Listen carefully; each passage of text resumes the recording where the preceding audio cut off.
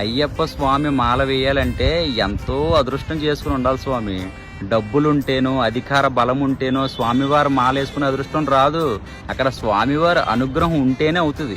కొంతమంది 7 సంవత్సరాల నుంచి చేద్దాం అనుకుంటున్నాం స్వామి, అయ్యప్ప మాల వేయడం కుదరట్లేదు అంటారు.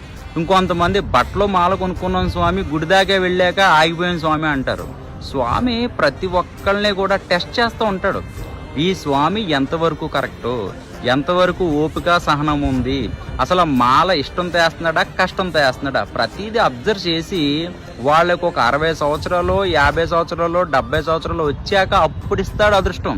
ఎందుకంటే అప్పుడు వయసు అయిపోతుంది కదా. అప్పుడు నిజమైన అయ్యప్ప స్వామి కనిపించి, స్వామి నేను ఫ్యాషన్తో వేద్దాం అనుకున్నాను, లేకపోతే అందరినీ చూసి వేద్దాం అనుకుంటున్నాను, ఏంటి అబ్జర్వ్ చేసుకున్నాను అని మనసులో కలుగుద్ది. ఇప్పుడు కార్తీక మాసం వస్తుందంటే ప్రతి ఒక్క స్వామికి కూడా గుండెల్లో కొడతా ఉంటుంది, వేసేయాలి అయ్యప్ప మాల వెయ్యాలని. అప్పుడు నేను 5 సార్లు వేసాను, కొంతమంది 20 సార్లు వేసిన వాళ్ళు ఉన్నారు. వాళ్ళు నిజంగా అదృష్టవంతులే నా దృష్టిలో. ఎందుకంటే అయ్యప్ప మాల వెయ్యాలంటే ఒకటి బాగా గుర్తుపెట్టుకోండి, పైన అక్కడ తదాస్తు దేవతలు ఉంటారు కదా, ఇస్తాడు, వరం ఇస్తాడు అనమాట. అది మీరు ఒక్కసారి